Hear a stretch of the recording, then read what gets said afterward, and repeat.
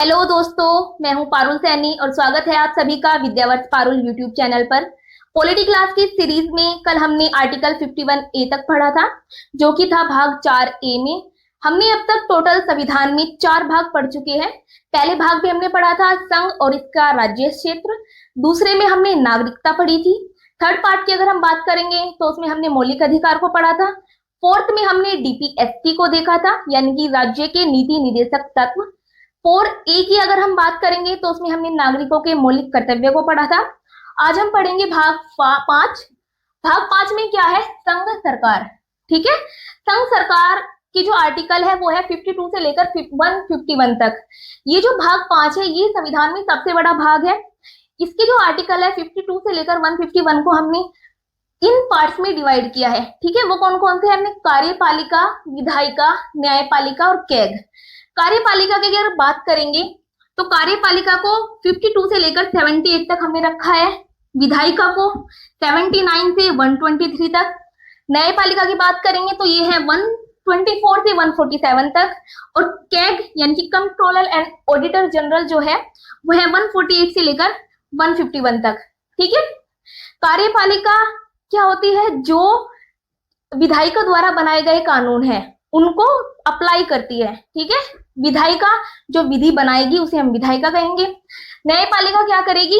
जो कानून विधायिका ने बनाए हैं और कार्यपालिका ने उन्हें लागू किया है उनकी समीक्षा करने का काम कौन करेगी? न्यायपालिका। ठीक है, और कैग की अगर हम बात करेंगे तो कैग क्या करेगा? इन सब के द्वारा किए गए काम को ऑडिट करेगा। कौन? कैग। इन सब की चर्चा हम आने वाले सभी लेक्चर्स में करेंगे। आज बात करेंगे हम कार्यपालिका की। कार्यपालिका को अगर पार्ट्स में डिवाइड करके देखें तो उसमें आते हैं राष्ट्रपति, उपराष्ट्रपति, प्रधानमंत्री, मंत्रिमंडल और महान्यायवादी। आज इस लेक्चर में हम जिसकी बात करेंगे वो है राष्ट्रपति। ठीक है, राष्ट्रपति के जो आर्टिकल है वो है 52 से लेकर 62 तक। राष्ट्रपति के बारे में अब हम देखेंगे। राष्ट्रपति के जो आर्टिकल है वो है 52 से लेकर 62 तक। इसमें राष्ट्रपति के बारे में बात की गई है। राष्ट्रपति हमारे देश के पहले नागरिक होंगे, यानी कि प्रथम नागरिक कौन होंगे हमारे देश के?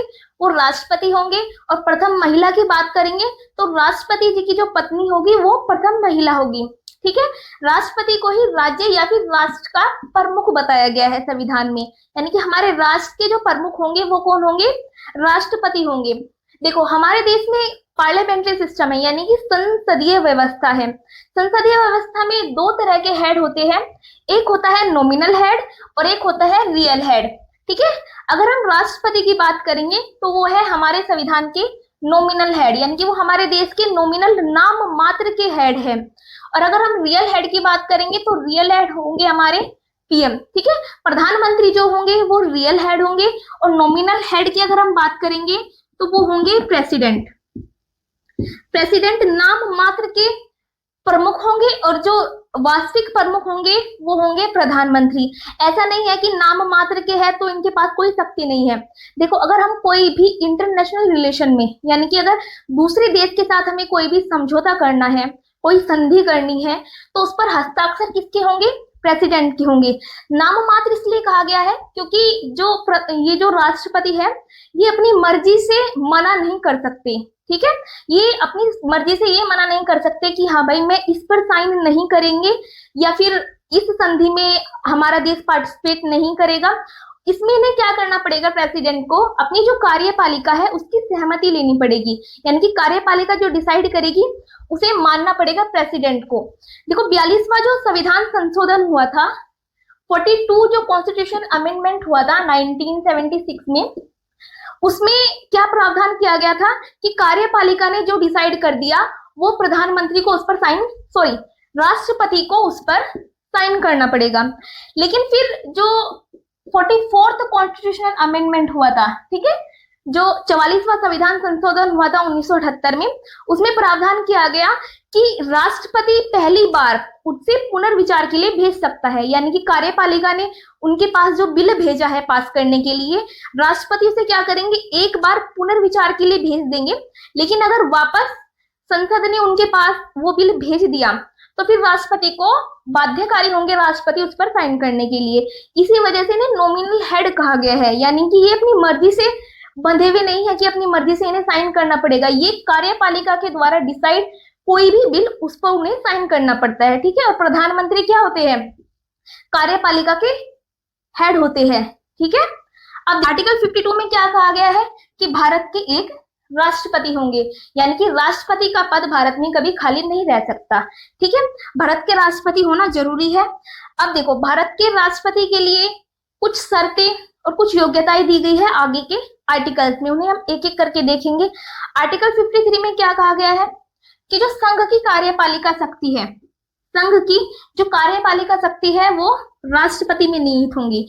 अब देखो, आर्टिकल 52 और 53 से ऐसा लग रहा है, अगर हम यहीं तक पढ़ेंगे, कि जो राष्ट्रपति है वो बहुत ज्यादा पावरफुल है। लेकिन जो आर्टिकल 53 है उसमें एक बात और लिखी गई है कि जो राष्ट्रपति है वो अपनी शक्ति का प्रयोग, यानी कि जो कार्यपालिका शक्ति उन्हें मिली हुई है उसका प्रयोग वो स्वयं या फिर अपनी मंत्रिमंडल की सहायता से करेंगे। आर्टिकल 54 में क्या दिया गया है, राष्ट्रपति का चुनाव, ठीक है। राष्ट्रपति के चुनाव में कौन कौन पार्टिसिपेट करेगा, ये आर्टिकल 54 में दिया गया है। राष्ट्रपति के चुनाव के लिए एक निर्वाचन मंडल होगा। निर्वाचन मंडल में कौन कौन शामिल होंगे, लोकसभा, राज्यसभा और विधानसभा के जो इलेक्टेड मेंबर होंगे। याद रखिएगा, इसमें सिर्फ जो निर्वाचित सदस्य हैं, इनके निर्वाचित सदस्य ही क्या कर सकते हैं, पार्टिसिपेट कर सकते हैं। अगर हम इनके मनोनीत सदस्य की बात करेंगे तो मनोनीत सदस्य राष्ट्रपति के निर्वाचन में भाग नहीं लेंगे।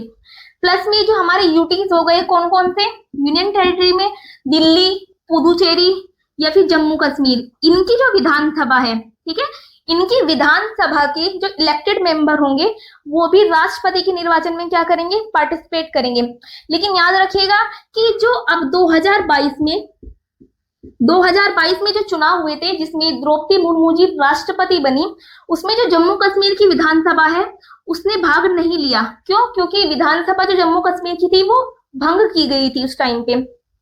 तो अब आप देखेंगे कि जो राष्ट्रपति है उसके निर्वाचन में भाग कौन नहीं लेंगे, ये जो संसद है, संसद के मनोनीत सदस्य प्लस विधानसभा के मनोनीत सदस्य प्लस दिल्ली, पुदुचेरी और जम्मू कश्मीर की विधानसभा के मनोनीत सदस्य, ये भाग नहीं लेंगे राष्ट्रपति के चुनाव में।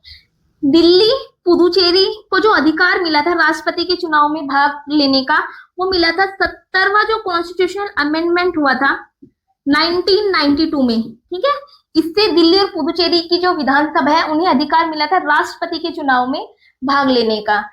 आर्टिकल 54 में हमने पढ़ा राष्ट्रपति का चुनाव। आर्टिकल जो 55 है उसमें हम देखेंगे कि राष्ट्रपति का जो चुनाव होगा उसका तरीका क्या होगा, ठीक है। राष्ट्रपति के चुनाव के लिए मेथड है, हमें याद रखना पड़ेगा कि वो होगा अनुपातिक। देखो, बच्चे सबसे ज्यादा कंफ्यूज किसमें करते हैं, क्योंकि बुक्स में लिखा होता है कि जो राष्ट्रपति का जो चुनाव है वो होगा एकल संक्रमणीय अनुपातिक पद्धति के द्वारा और गुप्त रूप से किया जाएगा। तो इन वर्ड्स को याद करने में थोड़ा सा डिफिकल्टी पड़ती है, तो इसलिए आपको पता होना चाहिए कि जो निर्वाचन का मेथड है, निर्वाचन का जो मेथड होगा वो अनुपातिक होगा।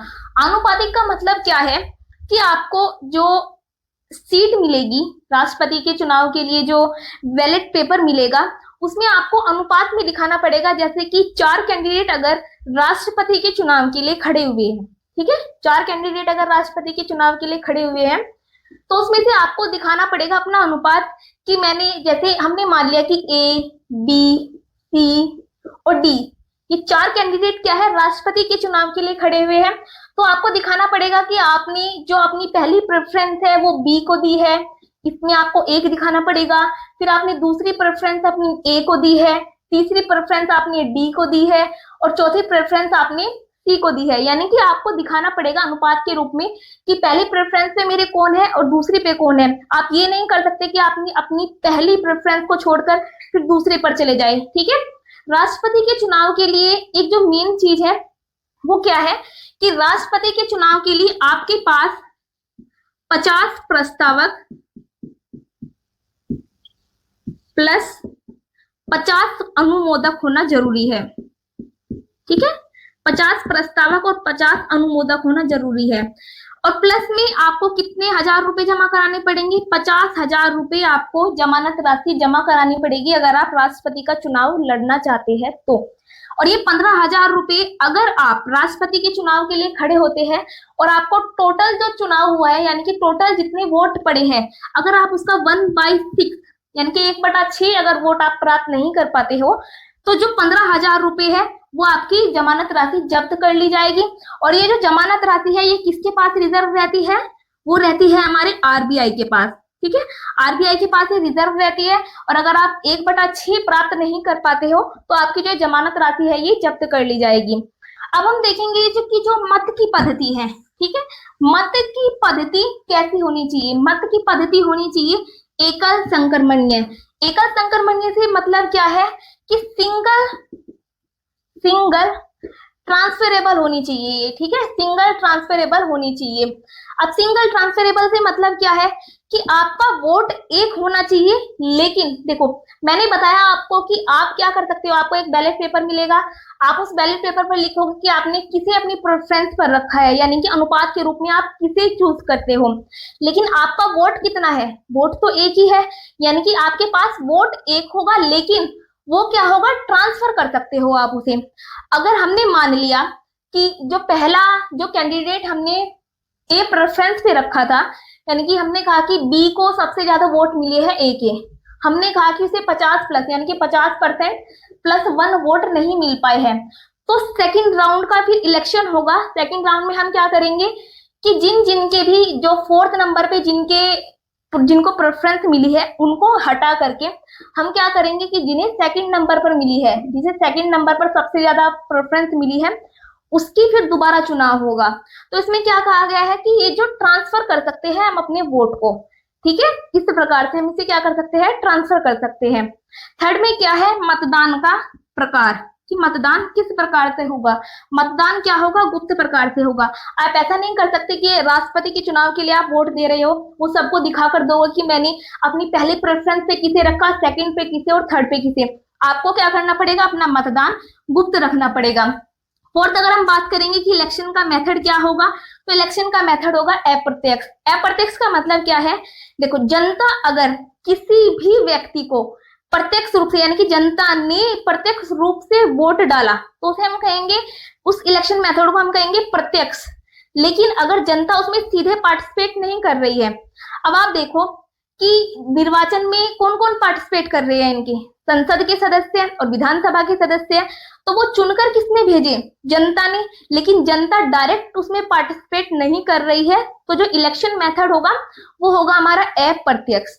ठीक है, देखो राष्ट्रपति के चुनाव में एक कॉन्सेप्ट और दिया गया है कि राज्यों का जो प्रतिनिधित्व होगा, यानी कि राज्य के जो एमएलए होंगे वो जिसमें पार्टिसिपेट करेंगे राष्ट्रपति के चुनाव में, तो उनका जो वोट होगा वो क्या होना चाहिए? उनका समान प्रतिनिधित्व होना चाहिए। ठीक है, इनमें क्या निकलेगा? जो एमएलए है, राज्य के जो विधायक हैं, उनकी हम क्या निकाल लेंगे? वोट का मूल्य निकालेंगे। ठीक है, वोट का मूल्य कैसे निकालते हैं हम राज्यों के विधायक के? उसमें हमें क्या करना पड़ेगा कि जो टोटल राज्य की जनसंख्या है, राज्य की टोटल जनसंख्या को हमें भाग देना पड़ेगा टोटल सांसद से, कि राज्य के विधायक से, विधायक के टोटल नंबर से, विधायक के टोटल नंबर से भाग देने के बाद, विधायक के नंबर से भाग देने के बाद हम उसमें मल्टीप्लाई करेंगे 1/1000 का। ठीक है, यानी कि राज्य की टोटल जनसंख्या, और ये जनसंख्या किसके अकॉर्डिंग होनी चाहिए? 1971 के आधार पर। 1971 में राज्य की जितनी जनसंख्या थी उसे हम भाग देंगे विधायक जितने हैं राज्य में उससे, और गुना करना पड़ेगा हमें किससे? 1000 से। तो हमारे पास जो है वो एक विधायक का वोट का मूल्य निकल कर आ जाएगा। ठीक है, विधायक के जो वोट का मूल्य है वो निकल कर आ जाएगा कितने के? एक के। टोटल हम निकालने के लिए फिर मल्टीप्लाई कर देंगे। तो ऐसे ही हम सारे राज्यों के जो विधायक हैं उनका जो वोट है उसकी वैल्यू निकालेंगे।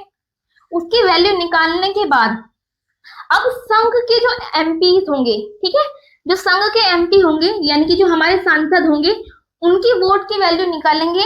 इसमें क्या करेंगे कि जो हमारा वोट की वैल्यू निकाल कर आई विधायक की जो वोट की वैल्यू हमारे निकाल कर आई, विधायक के वोट की वैल्यू, टोटल विधायक के वोट की वैल्यू, ठीक है, जितने भी विधायक हैं उन सबकी टोटल वैल्यू निकलने के बाद हमारे जो टोटल एमपी होंगे, यानी कि सांसदों की संख्या से डिवाइड करेंगे हम इन्हें, सांसद की संख्या, तो हमारे पास क्या निकल कर आ जाएगा, एक एमएलए सॉरी एक एमपी के वोट का मूल्य, यानी कि एक सांसद के वोट का मूल्य हमारे पास निकल कर आ जाएगा। ठीक है, एमपी के वोट का मूल्य। अब टोटल एमपी कितने हैं अभी फिलहाल भारत में? टोटल एमपी है हमारे पास 776, यानी कि जो भी वैल्यू निकल कर आएगी उसे 776 से हम क्या कर देंगे, भाग कर देंगे, तो हमारे पास एक एमपी के वोट का मूल्य हमारे पास निकल कर आ जाएगा। इसमें क्या कहा गया है कि जो राज्यों का प्रतिनिधित्व है वो समान होना चाहिए राष्ट्रपति के चुनाव में, और जो संघ है और राज्य है उसके मध्य भी क्या होनी चाहिए, समानता होनी चाहिए। ऐसा नहीं है कि जो संघ के एमपी है और राज्य के जो विधायक हैं उनकी वोट की वैल्यू अलग अलग हो या फिर बहुत ज्यादा अंतर हो उन दोनों में। अब देखो, जो राष्ट्रपति का चुनाव है, राष्ट्रपति के चुनाव में क्या होगा कि जैसे हमने मान लिया कि जो राज्य के विधायक हैं उनकी जो वोट की वैल्यू है टोटल, उनकी वोट की वैल्यू हमारे पास x है, और जो एमपी होंगे हमारे, यानी कि जो सांसद होंगे उनकी वोट की वैल्यू हमारे पास y निकल कर आई। इसमें हमने मान लिया कि जो राज्य है उनकी x है और जो संघ है उसकी हमने वोट की वैल्यू मान ली y। एमएलए की वोट की वैल्यू टोटल हमने x मानी है, संघ के जो एमपी होंगे उनकी वैल्यू हमने y मानी है, उसे डिवाइड करना है हमें 2 से। ठीक है, 2 से डिवाइड करने के बाद प्लस में हम करेंगे 1। अब जितना भी वोट, जिसे भी वोट ये इतने वोट प्राप्त हो जाएंगे, यानी कि x प्लस वाई में 2 का डिवाइड करने के बाद प्लस हमारे पास 1 वोट जिसे भी प्राप्त होगा वो हमारे देश के राष्ट्रपति बनेंगे। ठीक है, थोड़ा टिपिकल है इसे समझना, बट आप क्या, एक बार और मैं समझा देती हूँ कि राज्य के जो विधायक होंगे उनके वोट के लिए हमें क्या करना पड़ेगा, पहले राज्य की टोटल जनसंख्या को राज्य के जितने विधायक हैं उसे भाग करके 1000 से मल्टीप्लाई 1/1000 से मल्टीप्लाई करना पड़ेगा। और अगर मैं बात करूं एमपी की, एमपी में जो राज्य के विधायक की वोट का वैल्यू निकला है उसका टोटल फिर हम भाग करेंगे सांसदों की संख्या से, वो जो निकलेगा वो हमारे पास एमपी के वोट का मूल्य निकल कर आ जाएगा। जो राज्य थे और जो विधायक थे हमने मान लिया राज्य के थे x और जो सांसद है वो है हमारे पास y, उनकी वोट की वैल्यू भाग करेंगे हम 2 से, प्लस में हम करेंगे 1, तो हमारे पास जिसे भी ये वोट मिलेंगे वो हमारे राष्ट्रपति बनेंगे। थोड़ा सा डिफिकल्ट है लेकिन आप 1 से 2 बार से देखिएगा, समझ में आ जाएगा। ठीक है, आर्टिकल 57 में देखो क्या कहा गया है। आर्टिकल 57 में है कि जो राष्ट्रपति का कार्यकाल है वो कितने साल का होगा। ठीक है, राष्ट्रपति का कार्यकाल आपको पता है कि उसके पद पर बैठने के 5 साल तक राष्ट्रपति का क्या होगा, कार्यकाल निर्धारित किया गया है। यानी कि जिस दिन राष्ट्रपति क्या कर लेंगे, अपना पद ग्रहण करेंगे, उस पद ग्रहण की तिथि से 5 साल तक वो राष्ट्रपति रह सकते हैं। उससे पहले भी वो क्या कर सकते हैं, राष्ट्रपति के पद से अपने इस्तीफा दे सकते हैं। राष्ट्रपति जो अपना इस्तीफा है वो किसे देंगे, उपराष्ट्रपति को। ठीक है, उपराष्ट्रपति को वो अपना इस्तीफा देकर अपने पद का त्याग कर सकते हैं, या फिर राष्ट्रपति को 5 साल से पहले महाभियोग लगाकर भी क्या कर सकते हैं, हम हटा सकते हैं।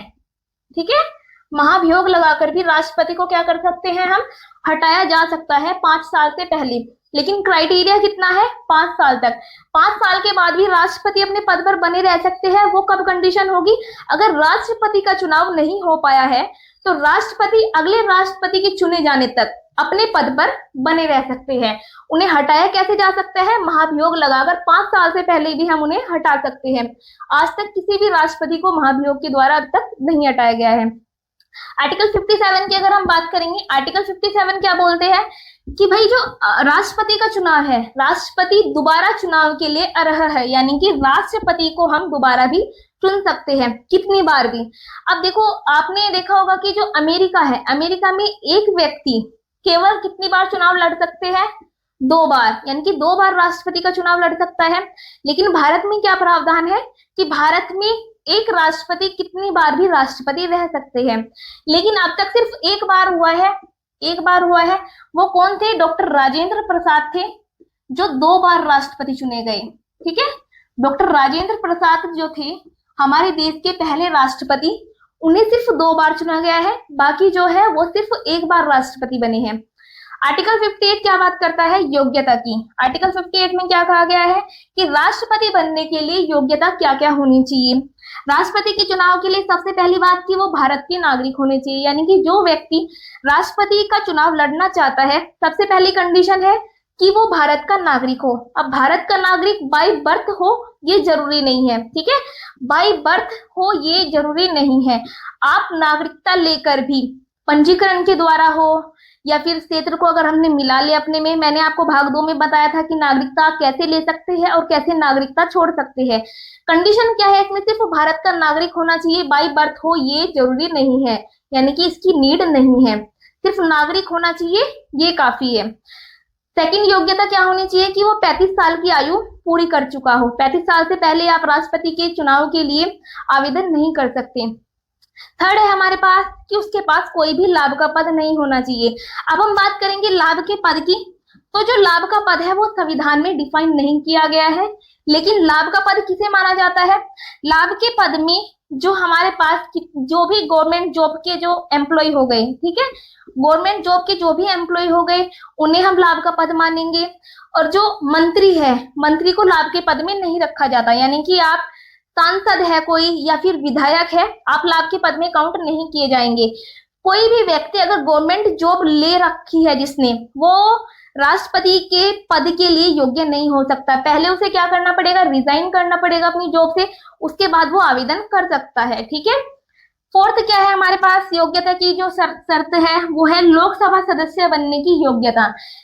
जरूरी नहीं है कि वो लोकसभा सदस्य होना चाहिए, ठीक है, उसके पास क्या होनी चाहिए? सिर्फ योग्यता। योग्यता से मतलब है कि जैसे आपने मान लिया कि हमने ग्रेजुएशन कर ली, किसी आदमी ने ग्रेजुएशन कर ली, अब ग्रेजुएशन करने के बाद यूपीएससी का फॉर्म वो भर सकता है, ठीक है। यूपीएससी के फॉर्म के लिए योग्यता क्या होनी चाहिए हमारे पास? आपको पता है यूपीएससी के फॉर्म के लिए हमारे पास होनी चाहिए ग्रेजुएशन की योग्यता। अब जरूरी नहीं है कि जिसने ग्रेजुएशन कर ली वो सारे के सारे आईएएस या फिर पीसीएस बन जाएंगे। आपके पास सिर्फ योग्यता होनी चाहिए ग्रेजुएशन की, उसके बाद ही आप फॉर्म फिल कर सकते हो यूपीएससी के लिए। ऐसे ही इसमें क्या है, लोकसभा सदस्य बनने की योग्यता होनी चाहिए। जरूरी नहीं है कि आप लोकसभा के सदस्य हैं तो आप राष्ट्रपति ही बनोगे, ठीक है। योग्यता से मतलब है कि इसके लिए क्राइटेरिया रखा गया है। लोकसभा सदस्य बनते हैं कितने साल में? आपको पता होगा लोकसभा सदस्य बनते हैं 25 साल की उम्र में, ठीक है। अगर आपने 25 साल की उम्र कंप्लीट कर ली है तो आप लोकसभा सदस्य बन सकते हो। लोकसभा सदस्य की सिर्फ उम्र को छोड़कर, ठीक है, उम्र कितनी है इसमें? 25 साल है, बाकी सारी क्राइटेरिया राष्ट्रपति के लिए फुलफिल होना चाहिए।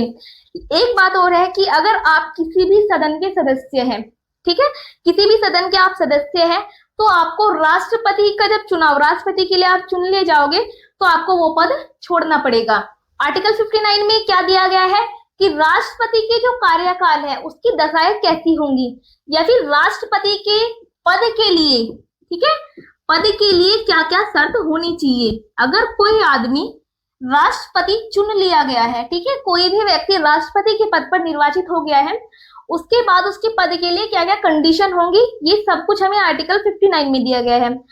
इसमें क्या कहा गया है कि कोई आदमी अगर राष्ट्रपति के पद पर आसीन हो चुका है, उसके बाद उन्हें सदन या फिर विधायिका का सदस्य नहीं होना चाहिए। राष्ट्रपति के पद के लिए अगर आप सदन या फिर विधायिका के सदस्य हैं तो आपको तुरंत वो पद छोड़ना पड़ेगा, ठीक है। सेकंड इसमें बात की गई है कि आप कोई भी लाभ का पद धारण नहीं कर सकते, यानी कि अगर आप राष्ट्रपति के पद पर निर्वाचित हो चुके हो उसके बाद आप कोई भी लाभ का पद ग्रहण नहीं कर सकते। लाभ के पद से मैं आपको बता दूं कि आप किसी भी गवर्नमेंट जॉब में पार्टिसिपेट नहीं करेंगे या फिर गवर्नमेंट एम्प्लॉय नहीं बन सकते। थर्ड इसमें बात की गई है कि राष्ट्रपति को बिना किराए के आधिकारिक निवास मिलेगा। आपको पता है कि राष्ट्रपति किसमें रहते हैं? राष्ट्रपति भवन में, ठीक है, और राष्ट्रपति भवन में रहने के लिए उन्हें कोई भी किराया नहीं देना पड़ेगा। ये हमारे संविधान में मेंशन है पहले से। राष्ट्रपति भवन कहाँ स्थित है? दिल्ली में जो रायसीना पहाड़ी है, ठीक है, रायसीना पहाड़ी पर जो राष्ट्रपति भवन है वो स्थित है। देखो आपको एक इंटरेस्टिंग फैक्ट बताती हूँ राष्ट्रपति के निवास के बारे में, आपको ये बुक में नहीं मिलेगा, कि जो राष्ट्रपति का निवास है वो सबको पता है कि राष्ट्रपति भवन तो होता है, लेकिन आपको पता होना चाहिए कि जो राष्ट्रपति जी है उनका जो ग्रीष्मकालीन है, ठीक है, ग्रीष्मकालीन निवास, ग्रीष्मकालीन निवास कौन सा है उनका, हिमाचल प्रदेश में, ठीक है, एचपी में, एचपी में भी उनका एक निवास है। राष्ट्रपति के लिए जो ग्रीष्मकालीन निवास है वो एचपी में यानी कि हिमाचल प्रदेश में है। अगर हम बात करेंगे शीतकालीन निवास की, ठीक है, सर्दियों में जब सर्दियां पड़ती है तब राष्ट्रपति के लिए जो निवास है वो हमारा है हैदराबाद में। ये सब बातें आपको बुक में नहीं मिलेगी। शीतकालीन निवास आपको हैदराबाद में मिलता है राष्ट्रपति का। यानी कि ऐसे अगर हम देखेंगे तो राष्ट्रपति जी के पास कितने निवास हो गए, 3। राष्ट्रपति भवन उनके पास हो गया, हिमाचल प्रदेश में उनका ग्रीष्मकालीन निवास है। और शीतकालीन निवास की हम बात करेंगे तो वो तेलंगाना के हैदराबाद में है। अब 4th इसमें बात क्या की गई है कि जो संसद है, संसद के द्वारा जो निर्धारित उपलब्धियां और भत्ते होंगे वो राष्ट्रपति जी को दिए जाएंगे।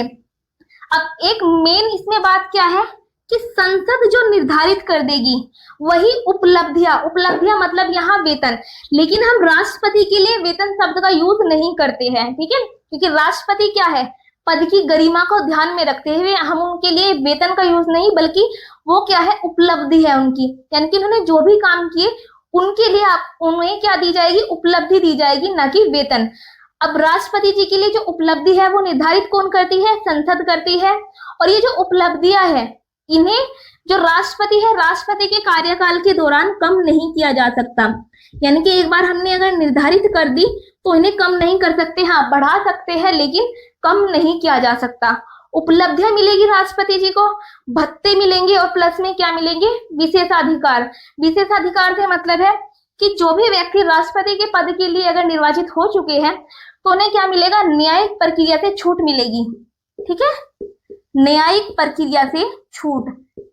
उनके ऊपर आप कोई मुकदमा नहीं कर सकते, लेकिन हाँ 2 महीने का नोटिस देने के बाद उन पर क्या हो सकती है, प्रक्रिया चालू हो सकती है, लेकिन आप उन्हें गिरफ्तार नहीं कर सकते जब तक कि वो राष्ट्रपति के पद पर है। यही कंडीशन सेम राज्यपाल के ऊपर भी लागू होती है, ठीक है। आर्टिकल 60 क्या बात करते हैं, राष्ट्रपति की शपथ के बारे में, ठीक है, राष्ट्रपति की शपथ के बारे में आर्टिकल 60 में बताया गया है।